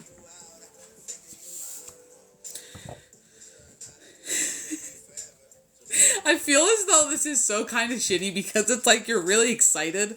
And I feel as though like your energy's like, yeah, yeah, woo. And then all of a sudden they're like, here she comes. Pew, pew, pew, pew, and they're just like firing you out the sky. Your team is all about the balance, whether you realize it or not. And they're going to force your ass into balance during all of your breakthroughs because they don't want you going Delulu. And I feel like that's 100% the vibe that your team gets. They're like, she don't have time for delusional. And I feel like because you're a rational person, I really feel as though they're like keeping you grounded every time you go to spiral. And it's almost like just gets shut off. You know what I mean? Like, it just gets shut off. I really do, though, feel as though me and Keys at Wisdom 369, my business partner, and my bestie, we call it breaking things. And I really do feel like in your existence, in your reality, in your physical space and energy, you're breaking things. And when we say breaking things, things just don't make sense anymore, and you're seeing through the smoke and mirrors, you're seeing through the illusion, you're seeing through the pretend mask of everything around you. And what happens is when you start doing that, you get so many synchronicities, you get so many signs, you get so many confirmations that you almost get so many pieces to the puzzle that when you start putting them together, it melts your face. And this is what you're gearing up for, because now not only do you have an awareness that your dreams mean something, but now you've probably figured out a couple loose meanings to one or two of them. You probably had confirmations about 3 or 4 different things, and you've probably been proven right about 1 or 2 people up until now. So now you're breaking things, because now you're starting to figure out the fabric of which things are made from. You're unweaving something that wasn't weaved by you. That's the way that I want to say it. But once you unravel the tapestry, and that's, I don't know why they're going back to yarn, but once you unweave the tapestry that was put before you, you then get to build it for how you want to build it, for how it works for you. And this is part of breaking things, and I want to just clap it up for you. This is big for you. This is big for you. This is the winds of change. And as I'm talking about the winds of change, we have this card 663, also a 9.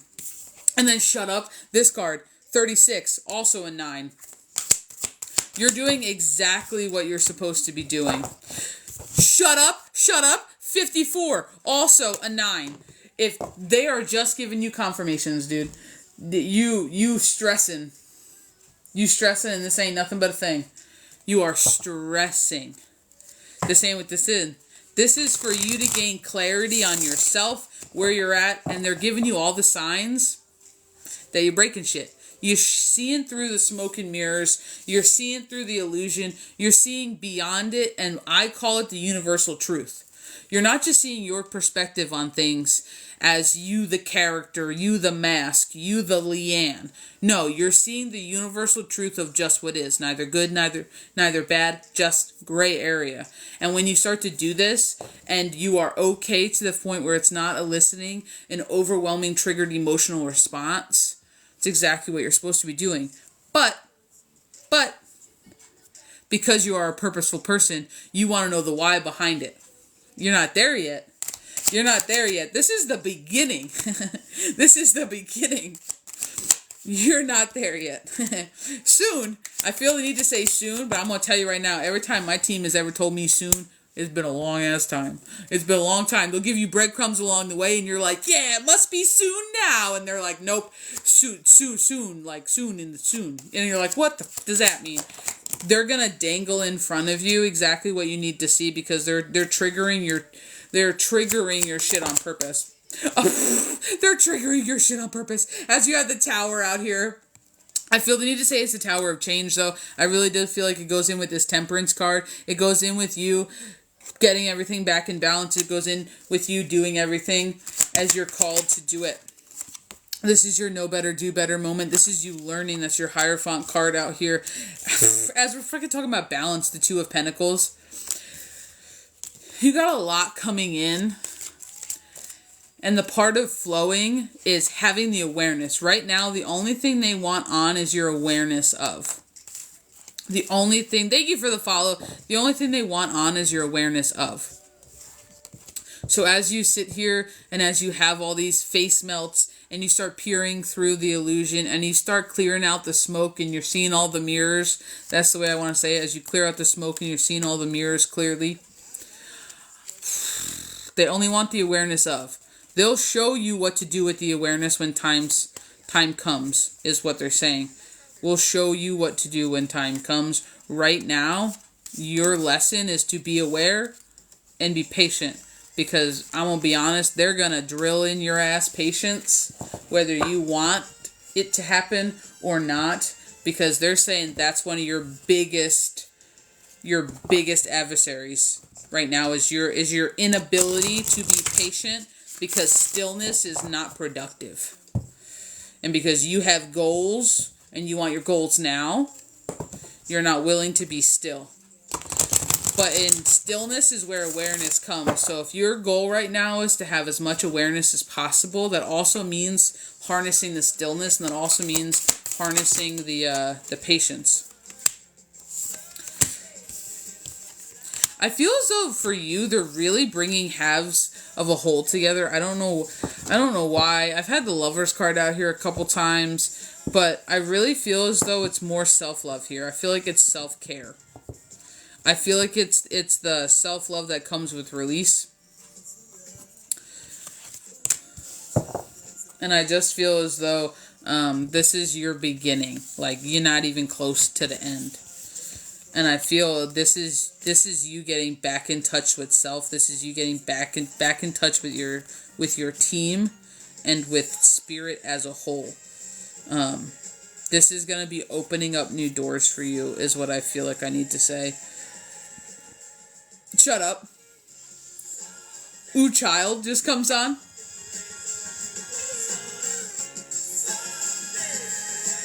Brighter. So, honestly, you all the confirmations today. Ooh, Child just popped on as you're stressing about all this, and you're like, just tell me. And they're like, someday it'll be better. And you're like, when? And they're like, someday. That's funny for me.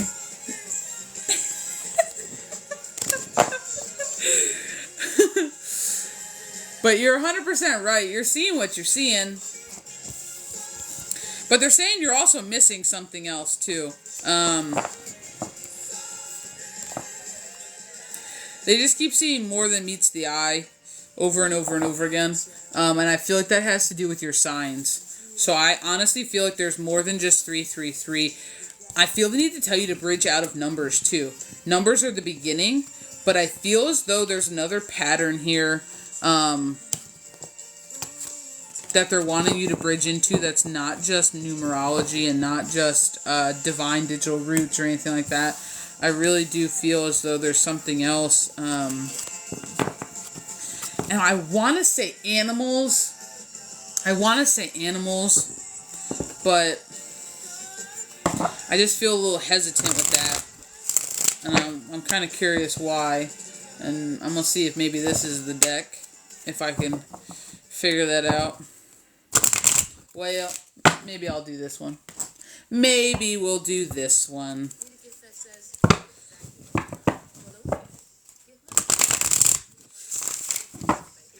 They're using the word fabrica. Fabrica.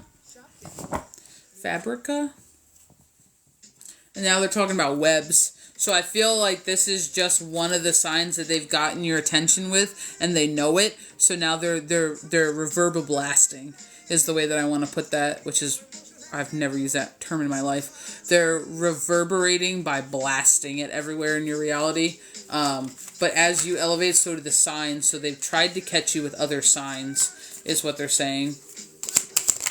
But you've not been paying attention.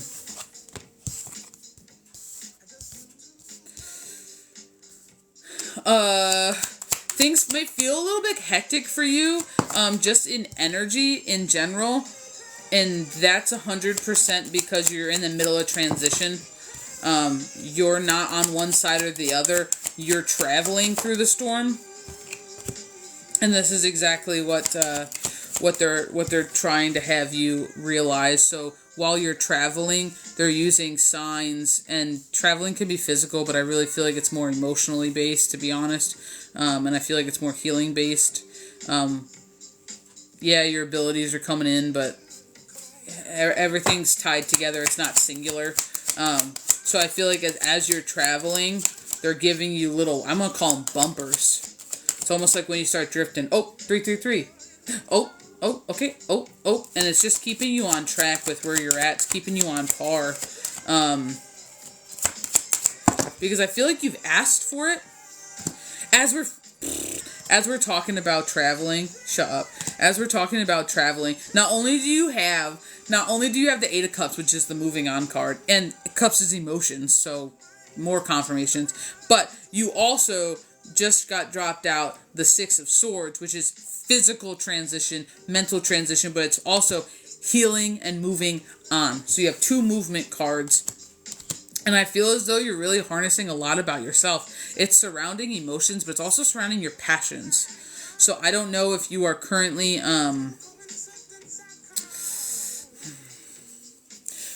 working through conflict, or currently working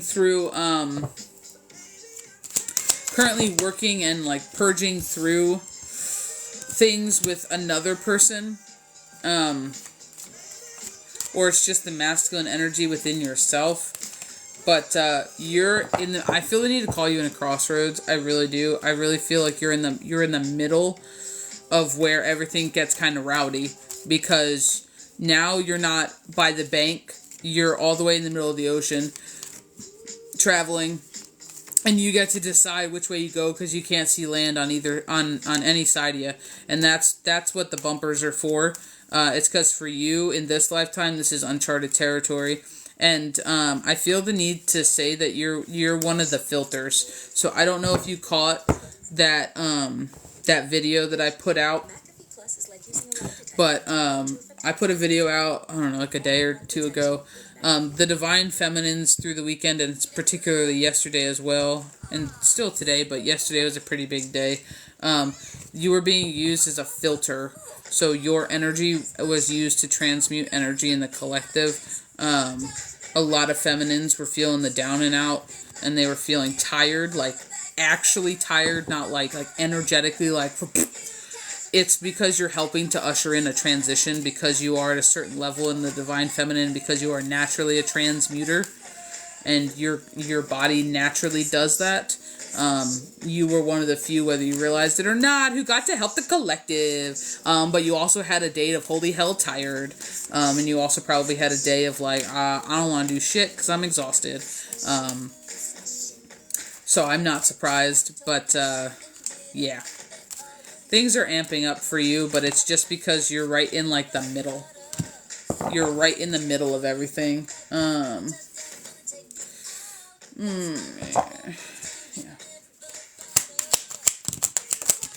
Jesus.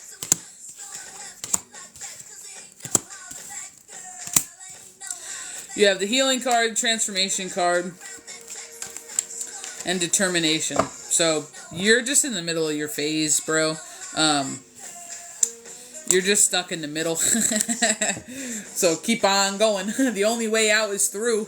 So they're just going to continue to bumper guard you. Although I do feel like there's something about animals. And then they took me a different way. So let me see if I can just clarify that one real fast.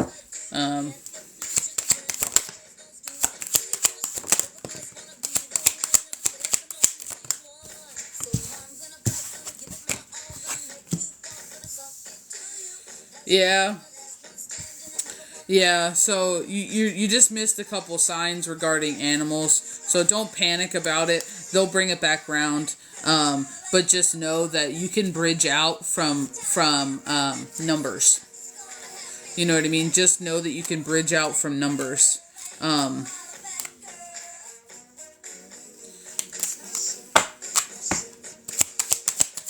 But I feel like the way that you would really start to... I feel like the way... This is going to be really funny considering what I'm about to say.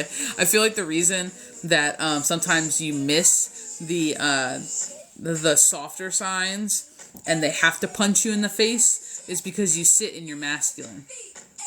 And even though you're free thinking and you're in your passions, you're still in your divine, like, passion masculine. You're in, like, your energetic, like, strong, confident, overthinking, like, masculine. You know what I mean? Like, so to see the softer side, you have to shush. You need to be quiet for a second, and you need to allow your feminine a little bit of space. You can still be energetic, you can still be strong, you can still be brave, but it's allowing you to kind of bridge into a different space that is not going to be comfortable for you. It's not going to be as fearless as I think that you would like it to be. It's going to be more sassy, sensual. I don't know how to make that make sense. More sassy, sensual. But once you start getting more in tune and more tapped in, maybe I want to say tapped in, it's not even really in tune, but once you start utilizing your feminine more, just as an energy in general, the softer signs, I feel like you're going to see more of them. I feel like right now they're only able to get your awareness at the moment with your heavy masculine signs. So that's why you feel like you're getting punched in the face. It's because you missed the 3 softer signs. Like, that's the way I want to say that. It's because you missed the 3 softer signs, and they're like, pretty much, they're like, she's coming close to iceberg, Captain. And then they smack you with 333, and then you're like, what? Is that really it? And then they're like, 333, 333, 333, and you're like, okay, Jesus, got it. And then, but they did it so much that now you're like questioning if you're missing something. No, it's just further confirmation. Don't stress it. Don't stress about what you're missing. They will always, like, I tell people this all the time, especially people I work with, you can't miss what's for you. They'll continue to bring it back around, bring it back around, bring it back around. Eventually you will get it. Like, it'll be okay. But as you go through this healing journey, and especially your patience and your stillness, which is still a work in progress, your patience and your stillness, that's when your feminine's going to be given room. Because right now she's just being kind of cut out a little bit, and she's just not given the space to make her presence as known or as acted on or effective, because she comes in slightly softer. Because your masculine is so loud, she's naturally going to be in the beginning a little bit more of your softer person, because he is so large in comparison, because she's underused, and I don't necessarily want to say underdeveloped, but in this lifetime she is, because she's been turned off for a little while. She's gonna come in really quiet, kind of like a church mouse, where you might miss her. But then once you start giving her attention, she's probably gonna overshine your masculine, and then you're gonna have to rebalance the both out.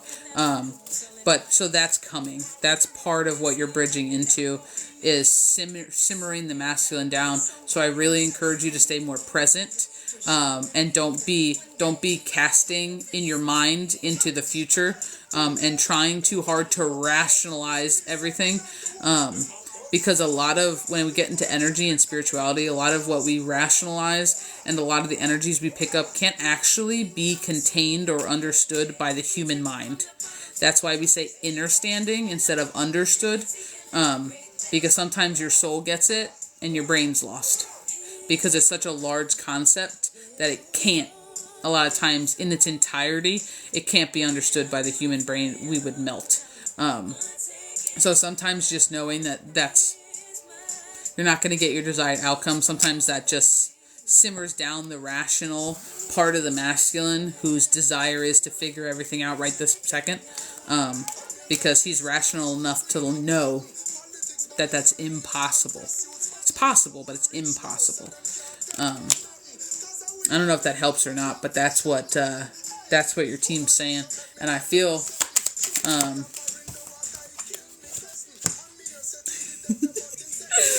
look at him just sitting on his throne in patience. Look at him. 1 foot in the water, half connected, triangle pointing downward, increasing a flow right to the crown.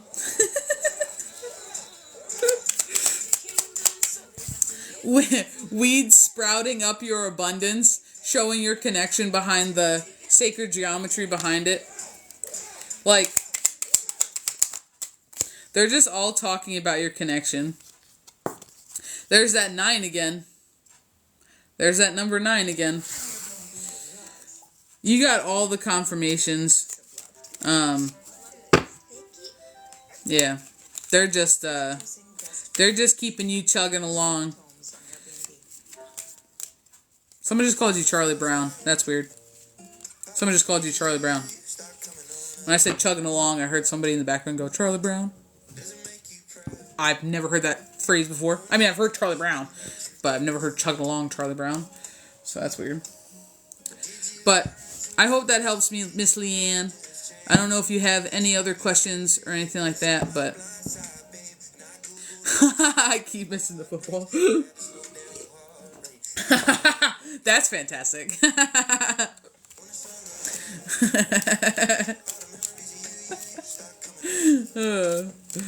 Well, I hope that helps. I hope that. Thank you for the share. Thank you for the share. I hope that helps. I appreciate everybody who spent time in space in here today. Eyeballs, how you doing, dude? I'm sorry if I missed you. Thank you for the follow. Thank you guys so much.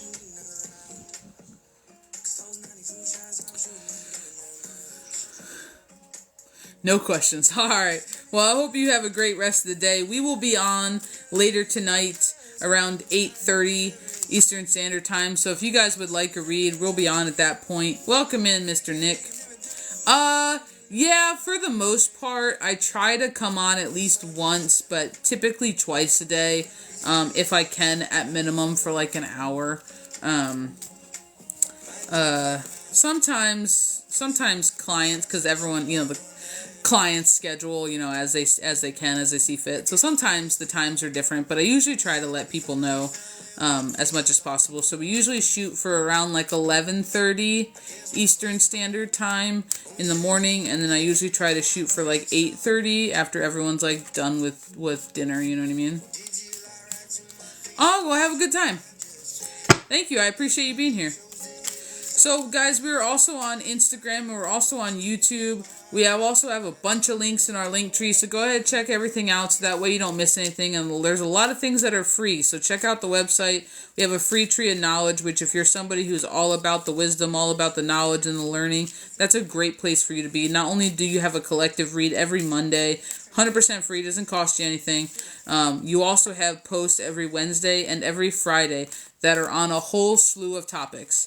Anything from meditation to shadow work to astral to the cosmos to herbology to crystallology to prophetic cultural things to spiritual practices to candle magic to energy to chakras. Anything is a topic and anything is fair game. And if there is something you would like to have a little blurb or to begin to learn about, go ahead. We also have free recipes on there for anybody who likes spiritual baths, who likes tinctures, who likes salves, who likes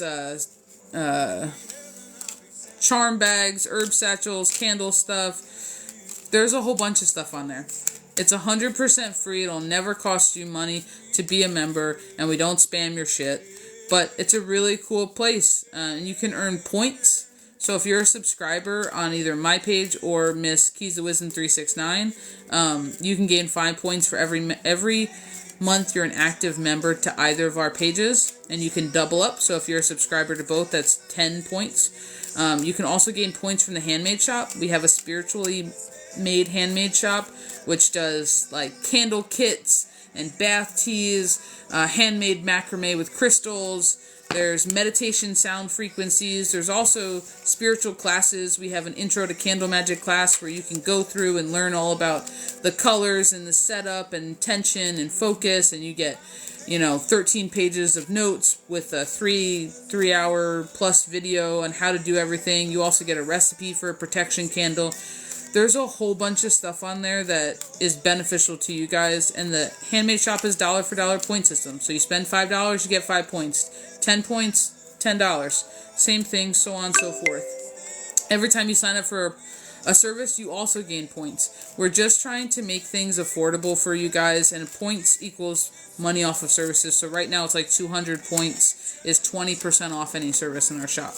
So if you're somebody who would like a private read, who would like a mentorship space, who would like assistance, or stuff like that, you want help with that house cleansing, you want we have all of those services, and we're going to continue to put out services that you guys are asking for. So feel free to check it out. Costs you nothing. It's fun, it's easy, and we keep updating it. We also have product services, like product resources, product links. I feel like that's one of the number one question is, oh my god, I love all of your decks and I love all your things. Where did you get them? Well, I tried to provide as many links to things as possible as I could find on Amazon. Most of them are the exact product, especially when you come to books and you get in decks and stuff like that. And if you read the descriptions, I'll tell you if I can get it somewhere cheaper. I don't care. Like some of the candles, you can get candles cheaper than Amazon, you know. But so just go ahead and take a look at all that stuff. And if you can't remember anything of what I just said, it's in my link tree in the bio. Just go ahead, click it. You'll find all of our stuff. But our website is www.ChildOfBalance.com. No underscores, no spaces, and you'll find us right off the rip. So I will be back on here around 8:30 tonight Eastern Standard Time. Thank you so much for everyone sharing time and space today. 8.8k likes with 8 people in the room. Alrighty. At 2:06 Eastern Standard Time, which is also 8.